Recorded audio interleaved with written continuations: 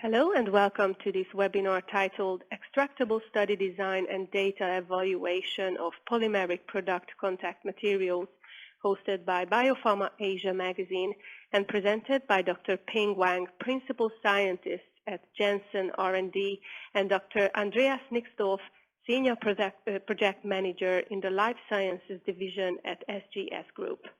My name is Orsolya Balog and I will be the moderator. Before we begin, I would just like to remind our viewers that there will be a live Q&A session at the end of the presentation. Audience members can send their questions at any time during the presentation via the Questions tab located at the right-hand side of your screen, and we will go through these at the end of the webinar.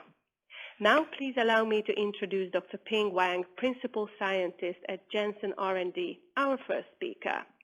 Dr. Ping Wang is a principal scientist with Janssen R&D.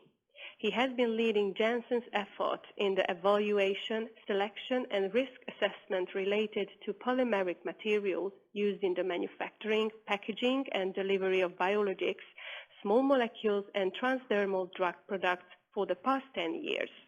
His main interests and expertise are risk-based material evaluation, E&L strategies and methodologies, single-use systems, biocompatibility, biologics drug development, analytical technologies, regulatory implications, and toxicological assessment of impurities.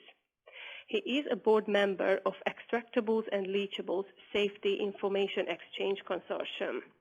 As an active member of Biopharma Operations Group, he was a key contributor to the BPOG's standardized extractable protocol and the best practice guide for leachable risk assessment.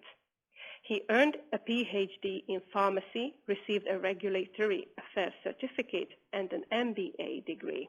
Welcome, Dr. Wang. Thank you very much. Hello, everyone. Good morning, good afternoon, good evening. My name is Ping Wang, and I'll be glad to present some of my experience on the extractable study design and data evaluation of polymeric product contact materials used in the biomanufacturing process.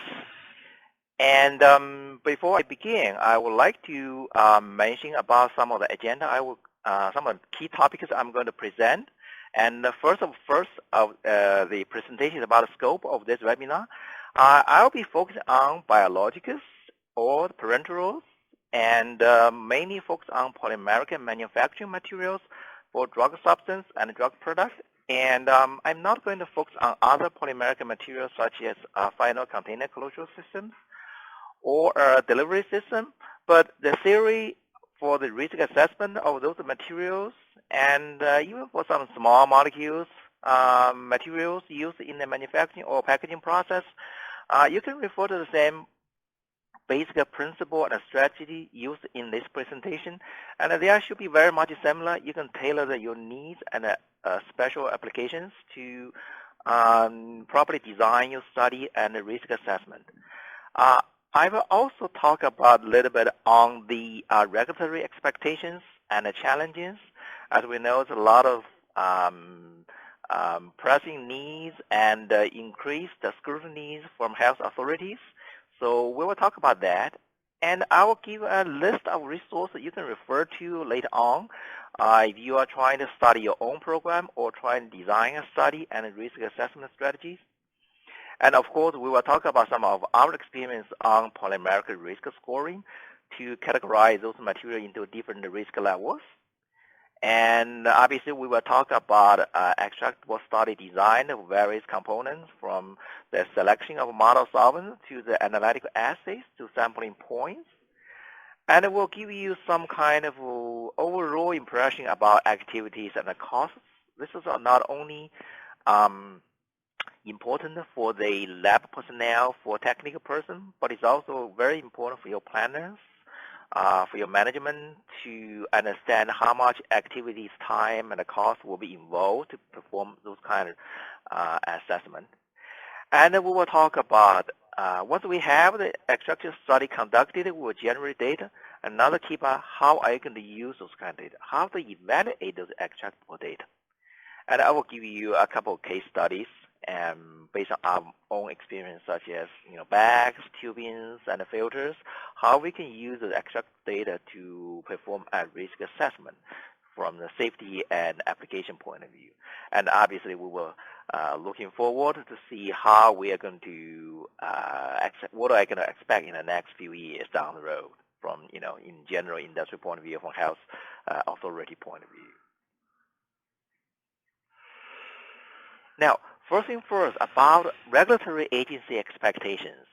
Now, there's not much said about that from real regulatory point of view about exactly what and how we should do about extractable leachable risk assessment, but their expectations are pretty high. If we look at some of the U.S. law here, federal law, 21 CFR 211-658, this is talk about equipment, which is manufacturing materials.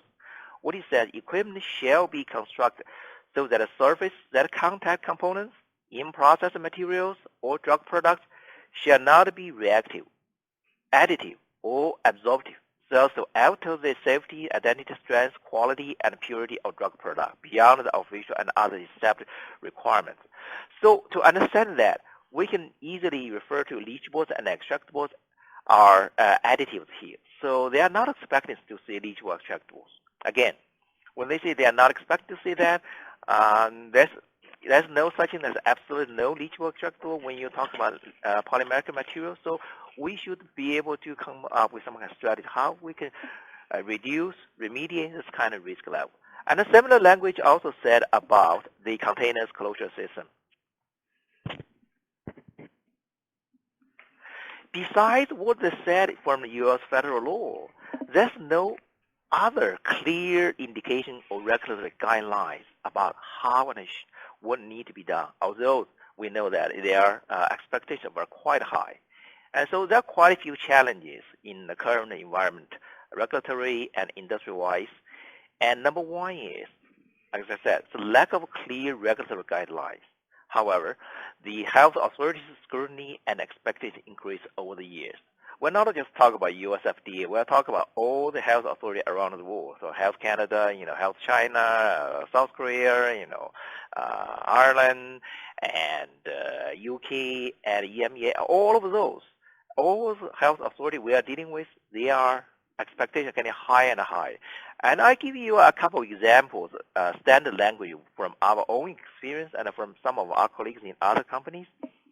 First one, they said, provide a risk assessment of leachables from all product contact materials used in the manufacture of drug X drug product. Okay, and the next one is that provide a risk assessment on the potential leachables from drug Y manufacturing process, and the data from all extracted leachable studies performed for the drug substance and the drug product manufacturing process, including performed on the filters, so on and so forth. So if you look at those two examples I provided, this is a hugely comprehensive, big requirement. All E&L assessment for all the polymeric materials. And from that point, we know that demand for E&L assessment has increased exponentially. We have seen steady increase of those questions from reviewer, from our inspectors, and this has been increased exponentially over the past 5 years. So if we know manufacturing process of biologics, you will see there are less than 100 plus different materials, polymeric materials. I'm just only talking about polymeric materials used from the cell culture all the way to fill finish. And those 100 plus materials, if you have to do this risk testing, it's going to be very costly, very expensive. So there are too many high-risk materials. But obviously, you have a limited resource dedicated to E&L assessment and testing. So those are the challenges that we're facing. And if you are working in the lab to do E&L testings, analysis, and assessment, you understand that. And your E&L assessment and testing are very complicated. They are time-consuming. They are very costly.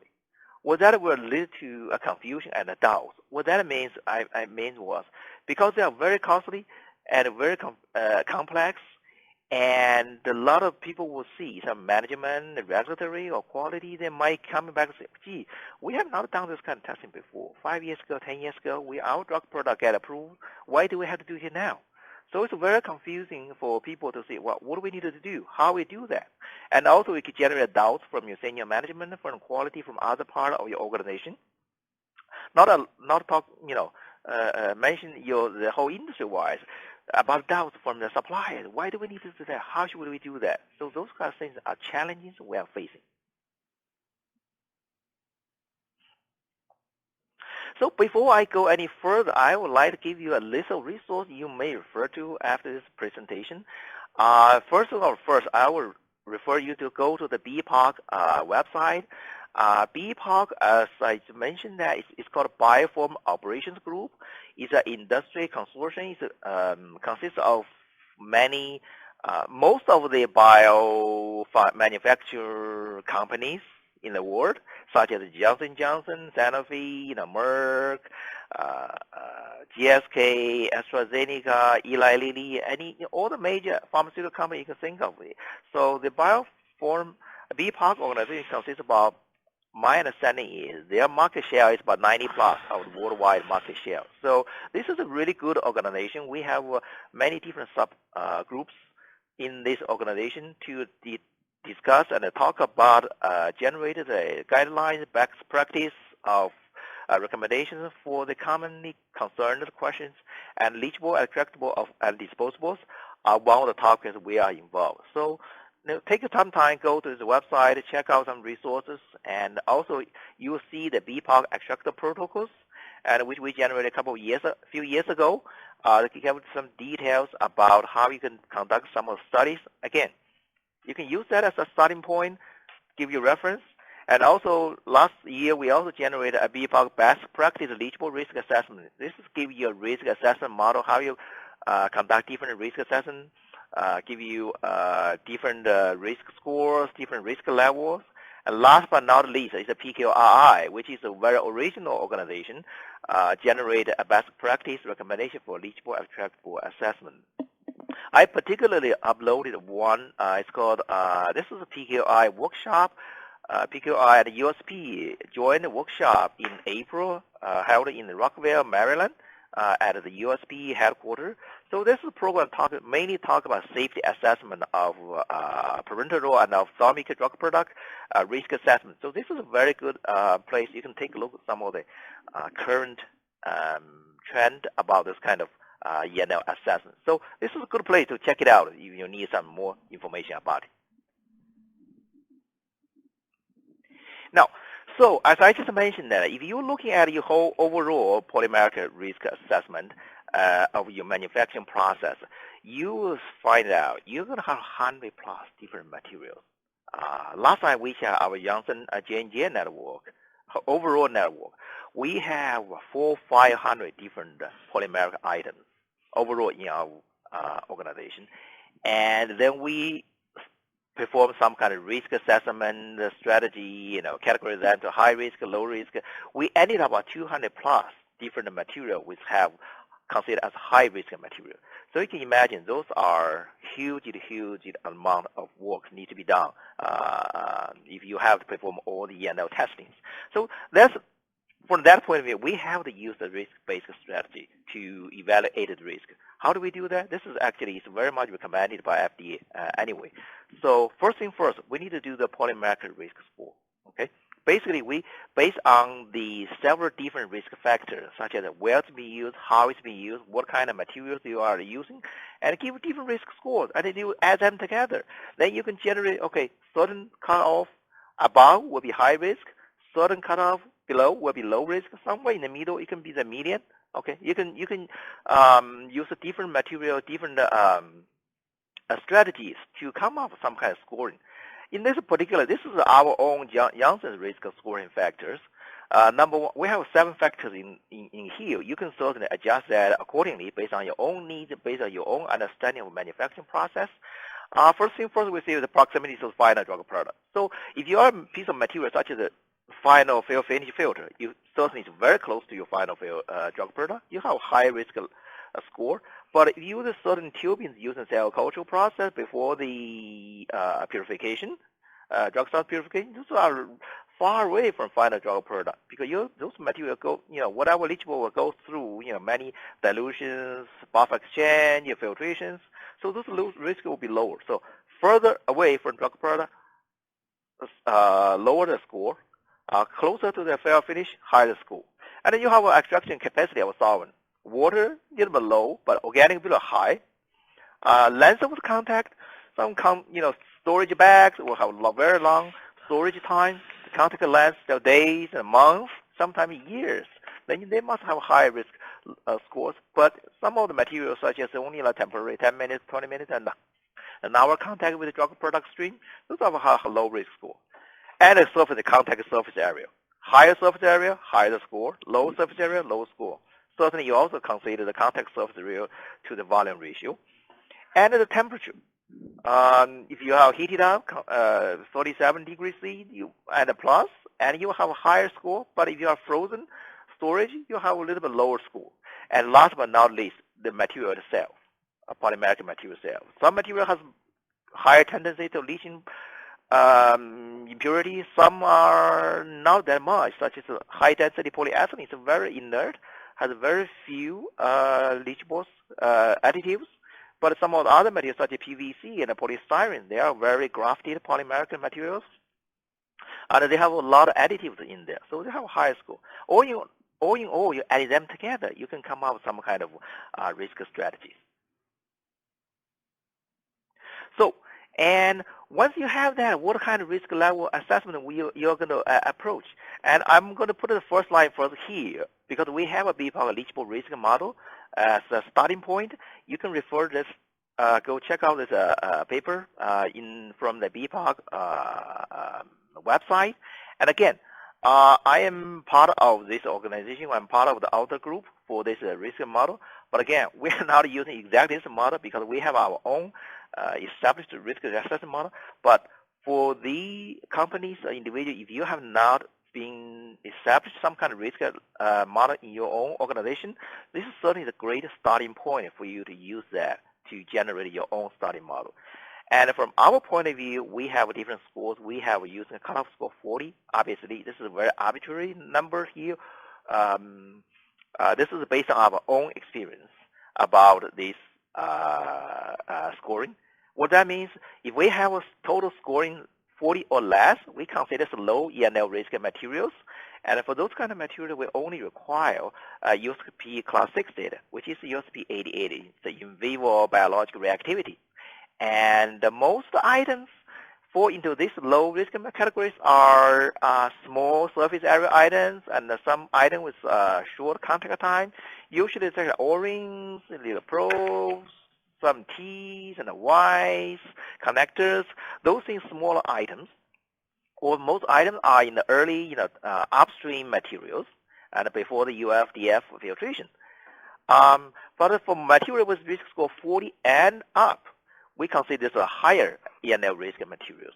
Those will require not only USB Class 6 data, we also need a satisfactory ENL data package for the assessment. Most of the items are the downstream, the fill finish items, and most of those items are large surface area, such as the filters and the bags, biotainers, and some of the tubings used in the process. And so those will need further satisfactory ENL data package, and you will need to conduct certain ENL testing if you do not have data already. So once you have identified those high-risk materials, and you will need, next step will be, first of all, you need to consider, do you have the satisfactory extractable study data? Now, the procedure I'm doing here is assume you do not have. But that may or may not be true in many cases because many of the suppliers, vendors nowadays, are working very closely with drug companies such as and also BPOC organization, conducting their comprehensive ENL study using the BPOC protocol or use their own protocols. And they may already have some of the extractable data already. So you can evaluate data to make sure if they are suitable or relevant to you in applications. However, if you do not have those kind of data, this is what we are coming to. So you need to conduct a design extractor study either in collaboration with your supplier or with your own lab or with some contract organization to design an extractor study. There are a few things we need to take into the consideration when you design an extractor study for high-risk materials. You want to make sure the studies need to be relevant. Study can need to be relevant and be able to bracket in the in-use conditions. So if you are only worried about one particular item in one particular applications, your design could be very narrow, very, very much just like your in-use conditions. However, if you are a large organization, or if your material could be used in multiple places, in multiple stages of manufacturing process, you might want to design study that is more comprehensive, more inclusive, can be all bracketed in all those conditions. Okay, so the only the one drawback from this study data is sometimes your study design is not relevant to your in-use condition. I give you one sample finding for FDA review from a couple of years ago. They were finding one drug applicant says there are no ENL studies for cell and cell filters. Studies performed by the filter manufacturer using material that was not representative of actual process. And I'm sure its applicant was using the vendor's data to say, okay, we do have the ENL data from vendor for this particular filter, and FDA said, no, that data is not relevant to your in-use process. You have to do it again. So this is the key part. You have to have relevant. So some of the key things we need to consider is when you do the design, you need to do the model solvent. You need to do the solvent ratio, make sure it's relevant. You want to make sure the sampling point, if you have a long story, you need to make sure those sampling points need to take into consideration. And also you need to take about analytical techniques, analytical threshold. What kind of analytical assays you want to be used? What kind? When we talk about design, key point is, what about extractable solvents? What about analytical assays? You know, conditions, obviously model solvents is number one thing. I list 4, 5, 6 different model solvents. This is basically, water. You have organic 50-50 ethanol water. You have low and high pH. You could have some surfactant in there, whether it's polysorbate 80 or 20, whatever concentration you might think is suitable for your needs. And also you can have additional solvents if you have other particular applications, such as, salt. If you, nowadays, a CAR-T program is very popular now. Very high priority for many companies. They use the MSO. You might want to think about that as well. So if that can be taken into the consideration. And from an analytical assays point of view, there are several assays commonly used, such as head-space GCMS, direct injection GCMS, LCMS, ICP-MS. This taken into the consideration of volatile, semi-volatile, and non-volatile organic compounds, as well as elemental impurities using ICP-MS. You can use SB or ES if you have that one options too. Bottom line is those are the things you need to take into consideration. And the time sampling point, obviously you can start from the beginning of the ICT day -1, which is means the control time with solvents not in contact with your test articles. And then you can anywhere from the 24 hours to many days, depending on how you are going to use your material.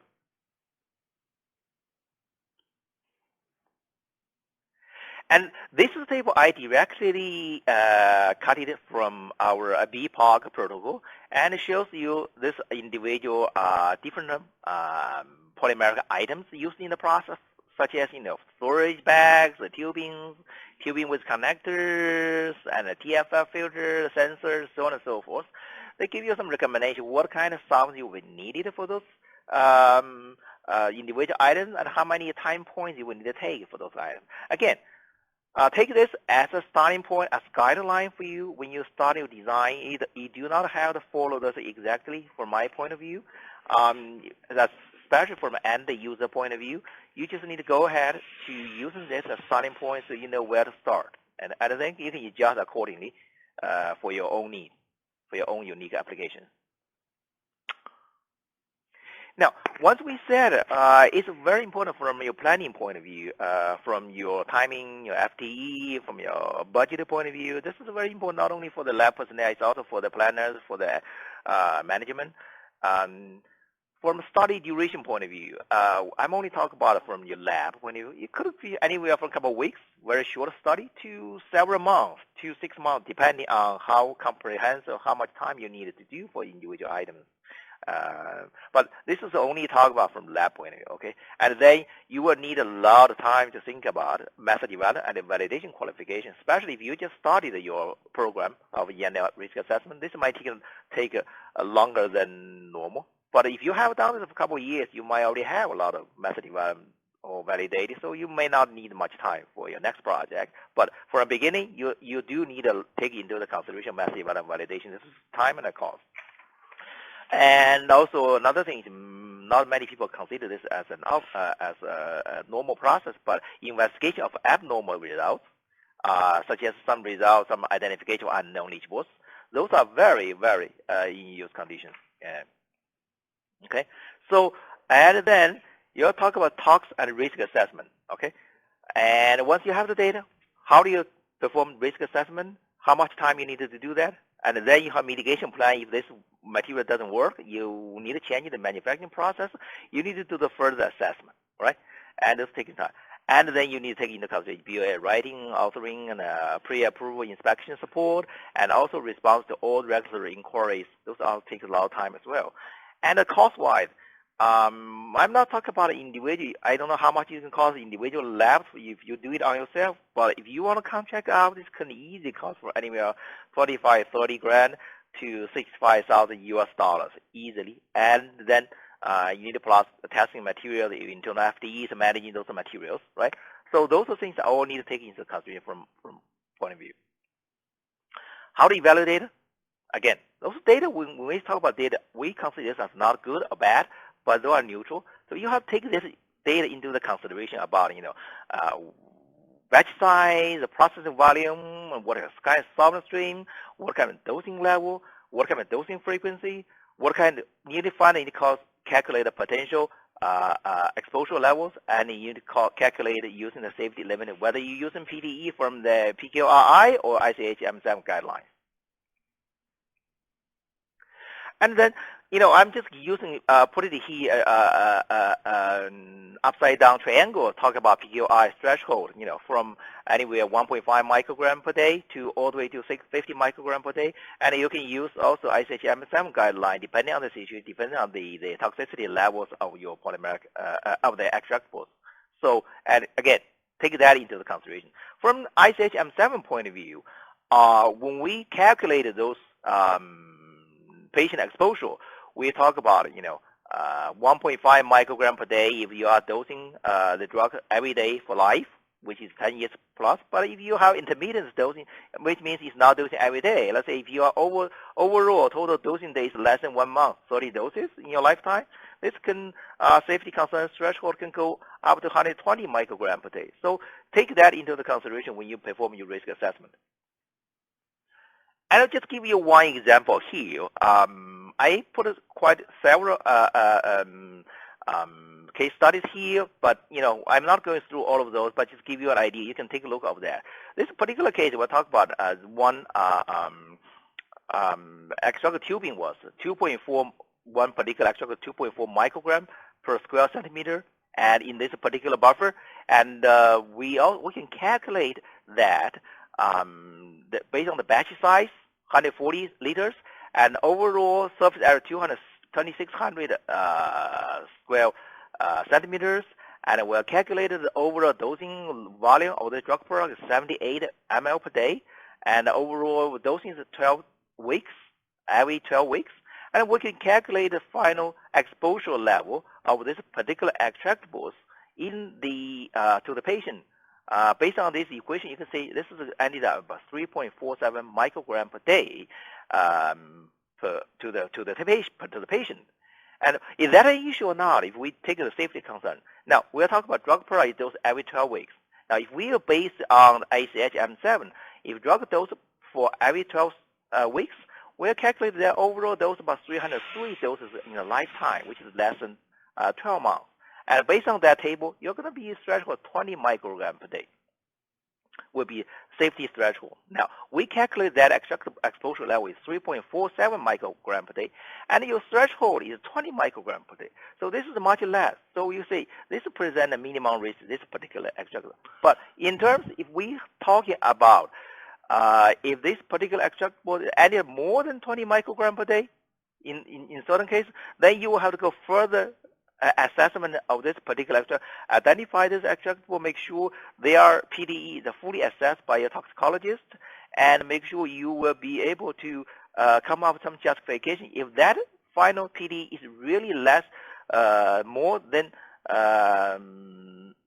your exposure level, then you are fine. But if your exposure level is going to be higher than PDE level, then you have to go through further process, mitigation plan.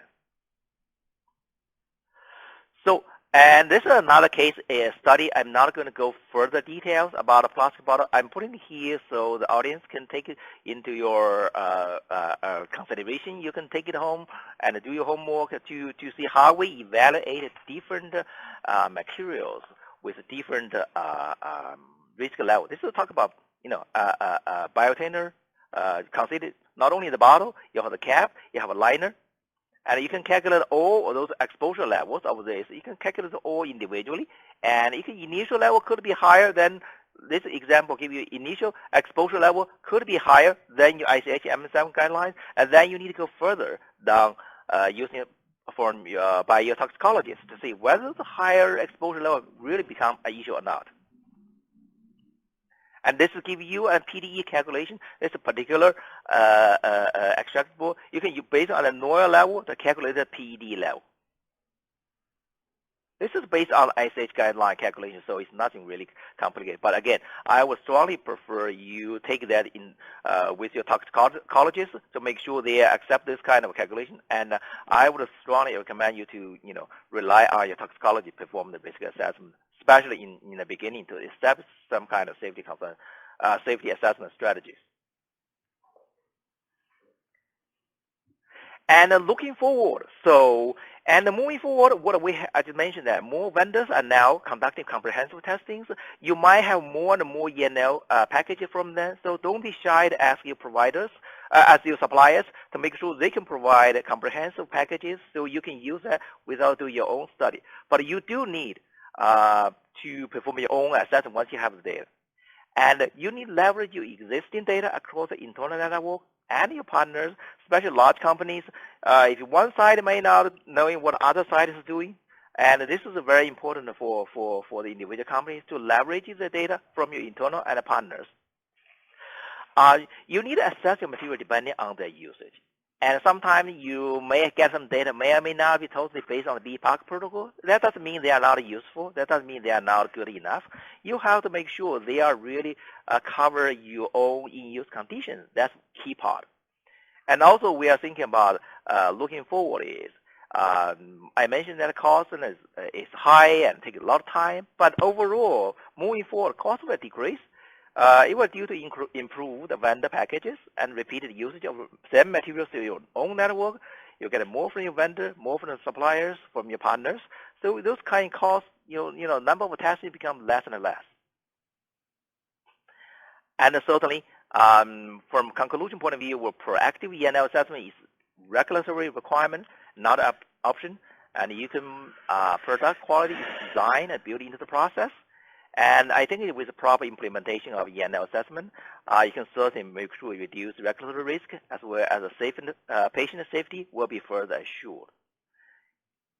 And the last slide, I'll give you my contact information. If you do have any questions, please do make sure contact me, or you can connect me through LinkedIn, and I'll be more than happy to connect with you to be able to answer any question you may have.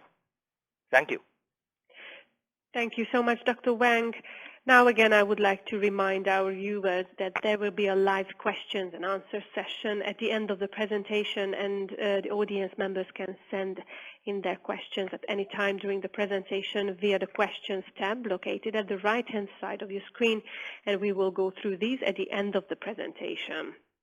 Now, please allow me to introduce our second speaker, Dr. Andreas Nixdorf, Senior Project Manager in the Life Sciences Division at SGS Group. Dr. Andreas Nixdorf has been with the SGS Group in Germany since 2007 and is currently Senior Project Manager in the Life Sciences Division with a primary focus in extractable and leachable projects. Dr. Nixdorf has a strong background in quality control testing of finished drug products and analytical method development and validation, residue analysis of different biological and polymer materials, and has been dealing with analytical challenges and questions for over 20 years. With a PhD in organic chemistry, majoring in mass spec, Dr. Nixdorf worked for various contract laboratories and was head of a laboratory for about 8 years. Welcome, Dr. Nixdorf. Thank you for your kind introduction, and hello everybody. So in my presentation today I cannot discuss standard protocols and how to conduct and organize single and extractable and leachable studies. This will take, I would say, 2 days. So I'd like to focus on how to deal with standard extractable protocols, because you know that single-use technology has been adopted widely in the bioprocess development and biopharmaceutical manufacture in recent years. This transformative technology has overtaken the industry at rapid pace. And this is attracted by the promise of lower facility capital cost and increased flexibility that has put pressure on engineers and users to investigate, implement applicable products using this technology as fast as possible.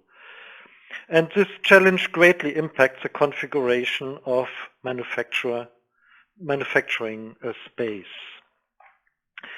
Based on the plastic formulation selected, the owner of the drug substance or product performs engineering and quality tests to show that the selected drug formulation is compatible with any plastic material that contacts the drug product, such as single-use components or assemblies that are typically used in the manufacturing built-in process.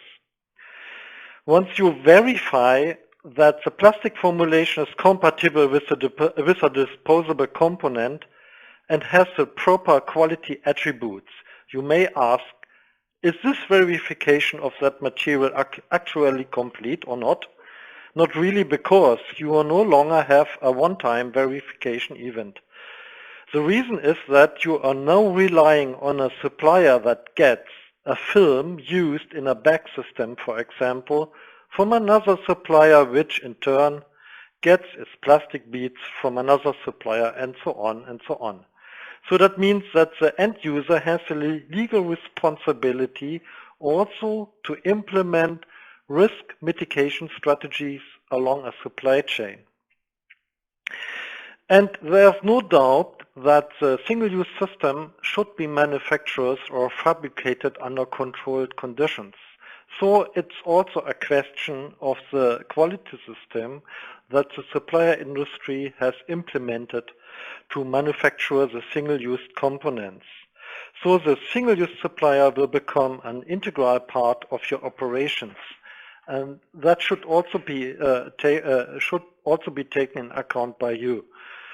And there's a risk that unintentional impurities will be introduced in the process stream.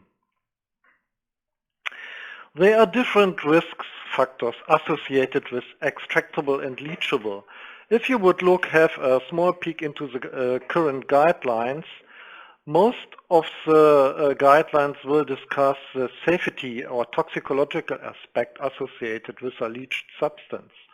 But you have also to discuss efficacy consideration, because a leachable could also be reactive and it could alter the chemical drug active or an incipient, so by changing its potency.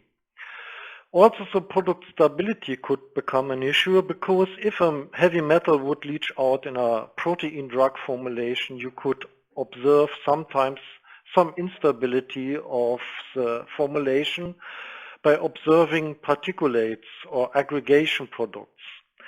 And on the other hand, you have also to consider performance topics or issues.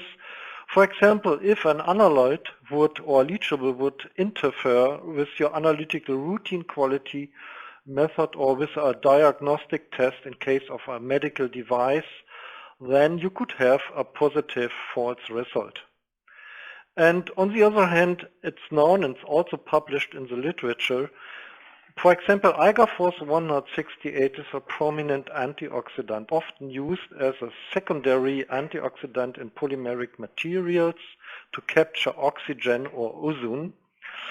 And there are 7 or 8 breakdown products from Algaphos 168 are known that could leach out, for example, in a cell fermentation process. And sometimes you can observe cell growth it's working well, and sometimes the cell growth drops down, so that means you will have an economic impact associated with a leached substance.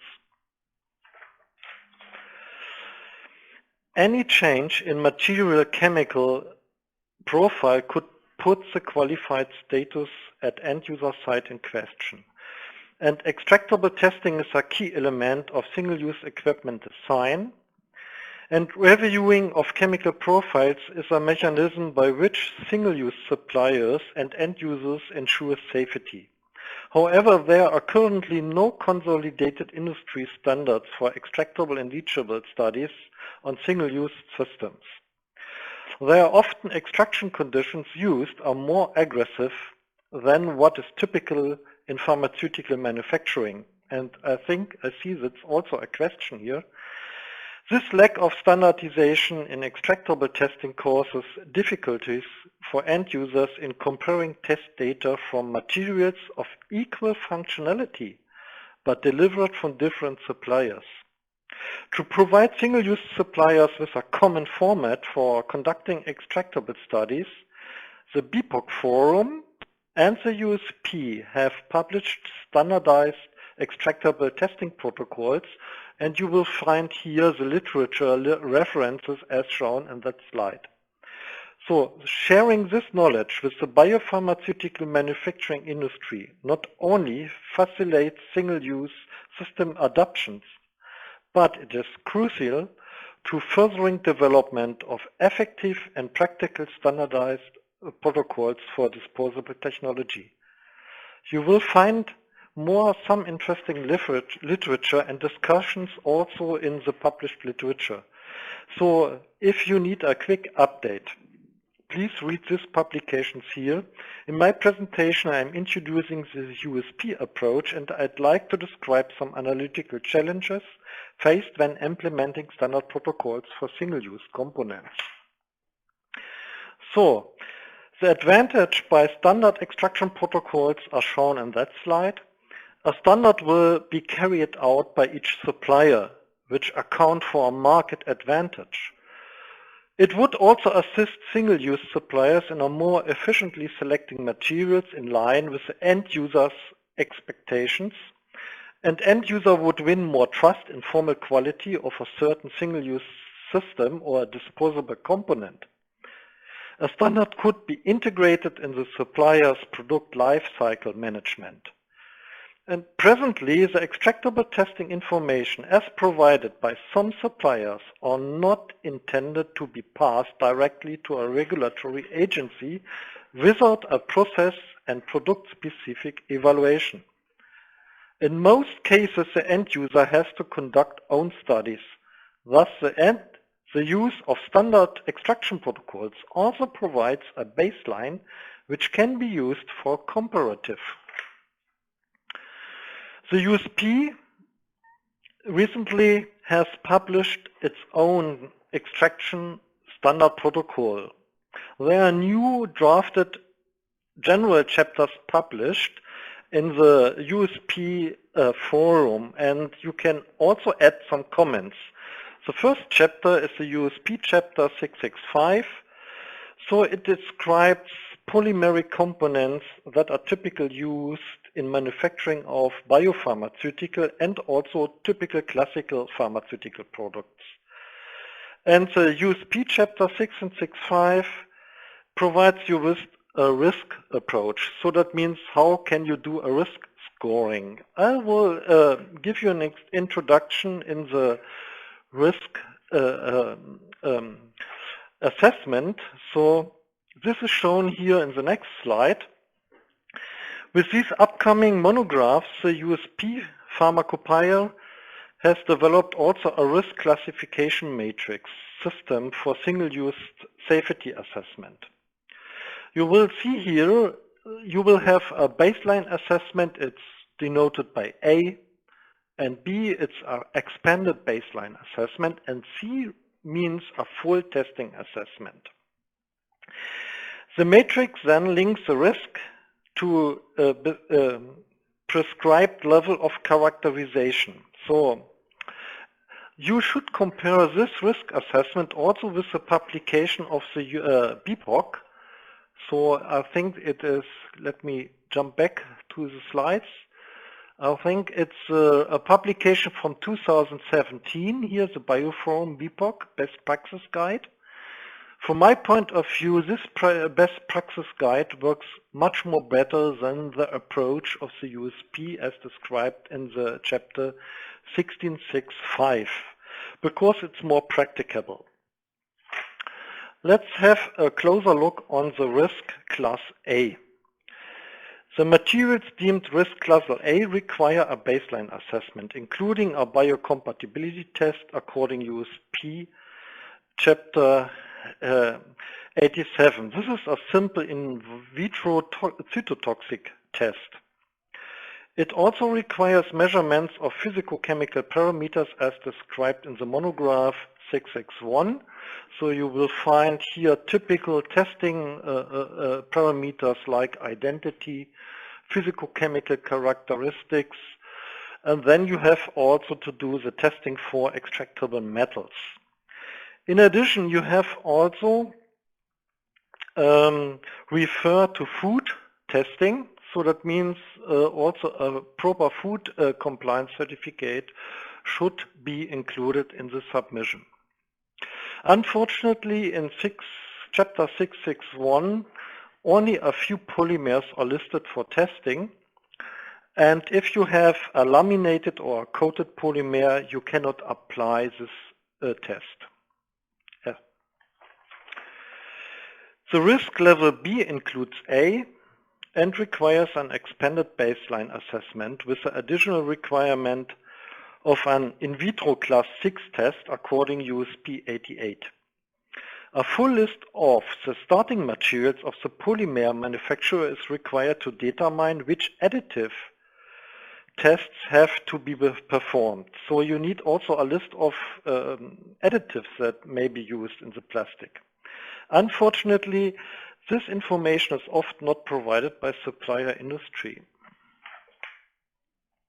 But let's have a closer look on proper food testing. This slide shows an excerpt from a food compliance certificate of a polyurethane polymer that may be used in a single-use system or maybe also in a packaging. You will find some information about chemical residuals embedded in the plastic polymeric structure.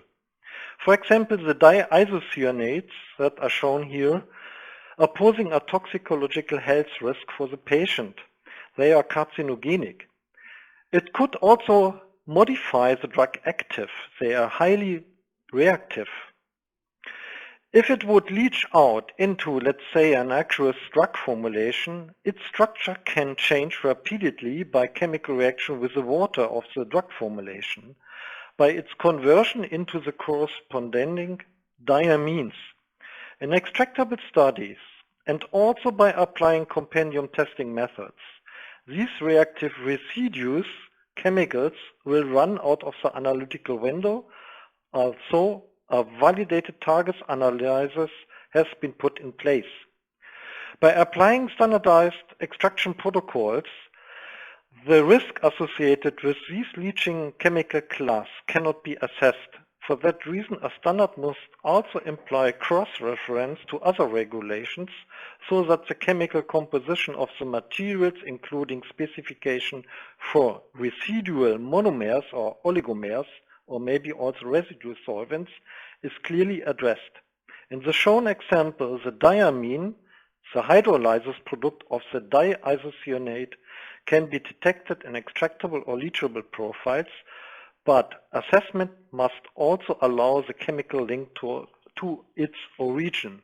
The origin is the diisocyanate. Finally, the materials falling into risk level C will have to undergo a full assessment. In addition to the testing requirements of level A and B, standard extractable protocols must be applied. Hence, the effect of contact with 3 different model extraction solutions, so that means an acidic solution at pH value 3, an alkaline solution at pH value 10, and a 1-to-1 ethanol water mixture shall be included in the study design. The solution mentioned above represent a broad range of aqueous fluids that the material might reasonably be expected to come in contact with during the manufacturing process. In addition, a full profile of both the volatile and semi-volatile organic substances that are present, as well as non-volatile metals, is required. So let's have a brief look on the risk levels that can be developed by considering 4 factors. So that means in migration studies, the duration of contact plays a major role. Also the temperature. The higher the temperature, the higher the risk of leaching. And the chemical composition of the process stream plays a major role. So that means if you have a biopharmaceutical drug product that contains surfactants like twine or polysebay, the likelihood of interaction with the polymeric surface is quite higher than you would have a simple PBS buffer system, for example. Then, to develop a risk scoring, you should also have an idea about the nature of the component's material construction. And this is exactly the weak point of the USP risk scoring, because the composition of the polymeric material is often not known. So for that reason, to do a scoring is really challenging. So what you have to do is you have to classify all the polymeric materials or single-use system at risk score C. Yeah, because nobody will provide you with this information, what is the chemical nature of the polymeric material. For that reason, I think so that this risk scoring is not applicable. If you are interested in how to do the scoring, please read the USP chapter 6 and 6.5. I would prefer the BPOC approach. The USP authors propose standard extraction conditions, including temperature of extraction and duration of extraction and typical disposable materials. In this slide you will see a typical single-use system storage container mixing bag, and then you will find here the 3 solvent, alkaline, acidic and ethanol water mixture, and the extraction shall be done under accelerated condition. You must understand that migration will not follow a Arrhenius plot. Yeah? You can accelerate the migration process, but in fact it is a partition between a polymer surface and a liquid, for example, and you have an activation barrier that a molecule that is embedded into the polymer and has some mobility has to overcome a barrier from the surface into the liquid, and it must also be soluble in the liquid. So at 40 centigrade degree, I would not speak from an extraction. So I think I would classify this process, this is an accelerated migration. And depending on the single-use system, you should conduct the study for 1 day, for 7 days, or for 21 days. So I would say this matrix is not so far away from the BPOC protocol. But let's have a look on examples. An example where a component had inadequate physicochemical resistance to an aqueous alcohol mixture is a particle filter as shown in that slide here. The particle filter is made from a hydrophilic polyethyl sulfone membrane. It's ideal for clarification and sterilization of aqueous liquid laden with particles or viruses. So these particles can reliably be removed. The filter membrane is constructed from the polyethersulfone basic polymer and a supporting polymer that is loosely embedded in the polyethersulfone pores structure. This is to achieve the required pore size. In the presence of alcohol and water mixture over the course of 28 days, exaggerated extraction conditions at 40 centigrade degree, the polyethersulfone polymer swells by the alcohol, opens the pores, and it releasing the embedded membrane polymer into solution. The test could be modified to make it suitable for the filter by adding an aqueous buffer to the test solution. Under real use conditions, only trace quantities or no quantities of the membrane polymer will be released into the drug solution, which is below the toxicological relevant level. This example has shown that extraction standard protocols to characterize the filter under use conditions would be better. So a non-expert who shall qualify the filter fit for use may do a high-risk rating for the filter, and the filter will be disregarded from the process or disqualified. Also, the filter would have an excellent functionality under use conditions. The next example. As already said, not all polymeric materials will show chemical resistance under certain conditions. For example, sodium hydroxide is widely accepted for cleaning, sanitization of alkaline conditions and storing chromatographic media, and systems for removing residue proteins. In biopharmaceutical processes, silicone tubing is used for passing the cleaning in place solution through the system. Failure mode studies or damage mode studies have shown that some silicone can be attacked by sodium hydroxide at high pH, leading to delamination and loss of polymeric mass. In this example, the tubing surface has been attacked by sodium hydroxide, indicated by a high silicium concentration in the extracts. There's a high risk that particles may be introduced in the pharmaceutical process.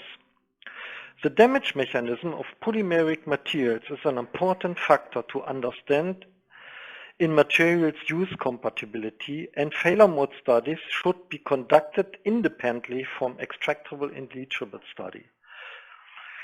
For that reason, extraction conditions shall be selected compatible to the polymeric materials. Extraction conditions shall be selected within the boundary use conditions of the material that shall be recommended by the single-use supplier. That may be accomplished by chemical resistance data from suppliers that could help to avoid misconceptions in study design. So I think such kind of harsh conditions are not appropriate to conduct a leachable study. Let's have a closer look on extraction conditions on different extraction standard protocols. BPOC has published a standard extraction protocol that includes 3 additional extraction solvents compared to USP. That's the difference: sodium hydroxide, twin solution, and sodium chloride solution. And BPOC committee has recommended to use 25 centigrade degree in case of very short contact time with the drug fluid, and they included 70 days extraction for storage, mixing, and bioreactor bags and tubics under accelerated temperature conditions. The authors of BPOC argue that solvents exposure times and exposure temperature will provide extractable data applicable to both manufacturing processes. The interested listener from the audience may read the BPOC publication for details. In principle, the extraction conditions are very similar as to those proposed by the USP. But I have my major concern with the 3 additional BPOC extraction solvents that are highlighted in red letters at this slide, because in order to discover and to identify the extractables, we must apply multiple orthogonal analytical techniques such as GC-HPLC combined with FID mass detection or DID. And mass spectrometry plays an integral role to identify the extracted substances at trace levels. So we are talking about concentration below 100 microgram per milliliter. This requires a relatively simple chemical composed extraction solvent to avoid coelution of the matrix substances with extractables and also incompatibilities to the analytical techniques. For example, here, twine or polysorbate is a complex composed surfactant. It contains own impurities at trace levels that could coelute with the migrated substances from the single-use system.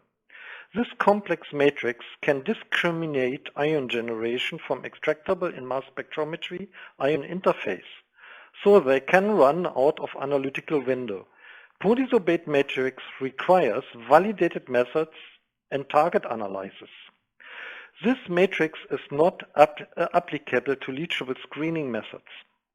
The use of sodium hydroxide should also be addressed on damage mode or chemical resistance studies, so as shown in one of my last slides. Now let's discuss the 5 molar sodium hydrochloride solution. This high concentrated salt shows a high salting effect in solution. It increases the ion strength of the solution. This makes more or less migratable substances from polymers not soluble. We did several studies by using PPE protocol in this solvent. No leachables have ever been found and discovered at relevant concentrations. So why this extraction? This can be avoided. It's better to use water.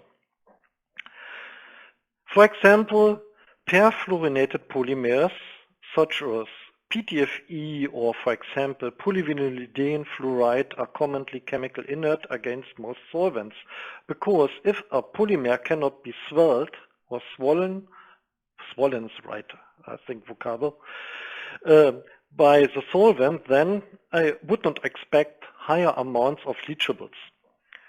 So that means most of the solvents do not swell the polymer by solvent exposure, and no leachables may be expected.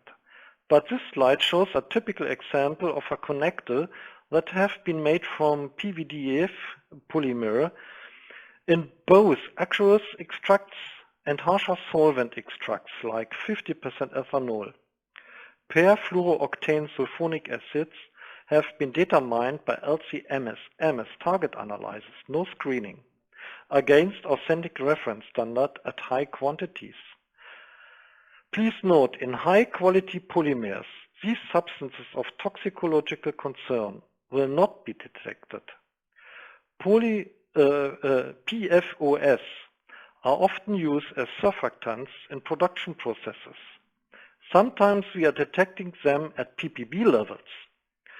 If you would apply a simple screening by applying orthogonal and different multiple analytical techniques, they may not be discovered. So screening must be combined with target analysis. This requires some knowledge about the polymers and how solvents can interact with the polymer. The approach to develop standard extraction protocols may help to establish a common standard for pharmaceutical industry. There are several opportunities to incorporate principle of quality by design and risk management into the process. But the establishment of standard protocols must not necessarily mean that they are applicable to all specific situations. They must allow some customization to avoid misconceptions in study design. In that context, single-use supplier supplying either raw material intended for medical use or finished components must become a legal part of the overall system to deliver sustainable quality from lot to lot over a single-use system product life cycle. Single-use systems need to be manufactured with processes that are under control. So, I think this was a short introduction in standard extraction protocols, but the challenges faced by the end users is to apply the right measures to demonstrate to the authorities that the process is safe. And if you have any questions, you can also call me directly. It will be a pleasure for me to discuss an appropriate study design with you. So I'd like to hand back to the moderator now. Thank you so much, Andreas. Now we will begin the question and answer segment of the webinar. Once again, I would like to remind the audience that you can still send your questions via the Questions tab on the right-hand side of your screen.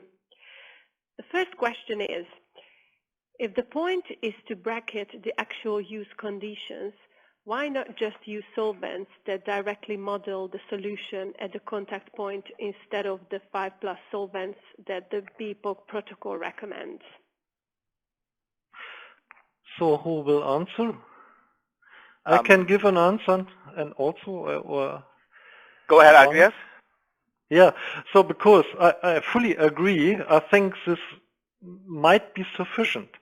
But the goal of standard extraction protocols is that you can make chemical profiles for materials of same functionality but delivered from different supplier comparable. So that means if your supplier will provide you with an appropriate profile where the material has been extracted under same conditions, and you can trust the analytical data interpretation process, in that case you can make a pre-qualification of the material. Nevertheless, I think you have to do the adaptation on your process, and in this case it would be better to do a study under simulated use conditions very close to your process conditions. Thank you, Andreas. The next question is there a way to know the leachable profile of the DP and measure it? I can take that one. That's a very tricky question. I'm not sure how we are knowing a leachable profile of drug product. But this is, from my presentation, mostly focused on the polymeric manufacturing materials. But for drug product final container closure systems, you can certainly predict the profile of drug product in the final container closure system by doing very simulation studies of such as you can fill the drug, let's say using vial, you can fill the vial and cap it with the formulation buffer and put in accelerated condition, and for quite a few months at a certain elevated temperature, like 2 months and elevated temperature, that could be pretty good in terms of predicting the drug product leachable profile. But again, that's not a drug product leachable whole thing, but that's something you can start with before you go through the full whole shelf life leachable study. Thank you so much. For example, Can I also give an answer? Because you must make a difference between single-use system and finished packaging. In finished packaging, the leaching process is often timely delayed, so maybe it starts after 1 year. So if you would apply accelerated conditions, maybe you can accelerate also the migration. But on the other hand, for finished packaging, the authorities want to have a shelf life profile under normal conditions. The reason is the delay in migration. Thank you so much, Andreas. The next question is Dr. Ping Wang again. Are sampling devices that allow for collection of a process stream sample for offline testing require extractable testing? Such devices are not typically in continuous contact with the process stream. This is a very good question. When we talk about making the presentation, my title is Polymeric Product Contact Materials. Now, sampling devices are not considered as a product contact in a way because once you collect the samples from processing stream, those samples will not go back to the processing stream. It only goes to the testing lab and that's it. So from that point of view, we are not considered sampling devices as product contact. Therefore, we do exclude that from further testing. But again, that doesn't mean that sampling device does not cause the issues or does not cause an interference of your analytical assays. But those are individual case by case. You have to take that into consideration. But from patient safety point of view, this would not be a part of the testing strategy. Thank you. The next question is for Dr. Ping Wang again. Are there efforts to create a qualification process to drive the generation of accurate and consistent data among E and L labs? I can start with it, I can let Andrea add into that. There are quite a few activities going on, from BPOC, from USP 665, and the whole goal is to generate a consistent approach to generate extractable data, E&L data. So that is a whole goal, but I think, there are still many rooms to go, as Andrea just mentioned that. He has certain different opinions about certain approaches than I do, such as, BPOC, which I am part of BPOC, so that's why I have some personal connection to there. But I just want to make sure, BPOC protocol in itself, it recommends some solvents, and obviously some solvent selections are certainly up to discussion, but BPOC protocol has flexibility to let user to choose. If certain solvents are not suitable for your material in use condition, you can certainly adjust that. So I just want to make sure people read the BPOC protocol, make sure BPOC protocol is not cut in the stone. It's very flexible. You can tune and adjust to your application. Like my presentations, many of those are not exactly BPOC anyway. I will let Andrea to, add his point. Can I also make a remark? For example, I think I understand the standard extraction protocol as an information that will be provided by supplier industry where you can do a basic assessment. Yeah, this helps you to select the appropriate material compatible to your process. But on the other hand, for example, a tubing may be irradiated by gamma irradiation for sterilization purpose. In that case, you must understand a little bit more from polymeric chemistry, because energy-rich irradiation triggers chemical reaction within the polymer. One reaction could be that the cross-linking will be changed, so that means you will change the elastic modulus. Yeah. Another point could be the free radicals are generated by the gamma irradiation can be easily oxidized by ozone or oxygen. This will increase the aldehyde level. Low mass aldehydes will run out of analytical window if you would apply a simple basic screening. In fact, you need a target analysis, maybe by HPLC and derivatization of formaldehyde and acetaldehyde. Why should we focus on formaldehyde and acetaldehyde? Because these are reactive chemicals. They could react with the drug active. And if you have a low concentrated protein in your process, then it will be maybe modified. Yeah? And if you use several hundreds of meters in your pharmaceutical process, there are several milligrams or grams of aldehydes that will be introduced. And you must be aware of that. So in any case, you have to look on your process, and maybe you have to do some customization. Thank you so much, Andreas. Now I would like to take this opportunity to thank our presenters, Dr. Andreas Nixdorf and Dr. Ping Wang, for sharing their knowledge with us. I would like to remind our audience that they can view this webinar on demand by visiting biopharma-asia.com. Thank you, everyone. Thank you. Thank you.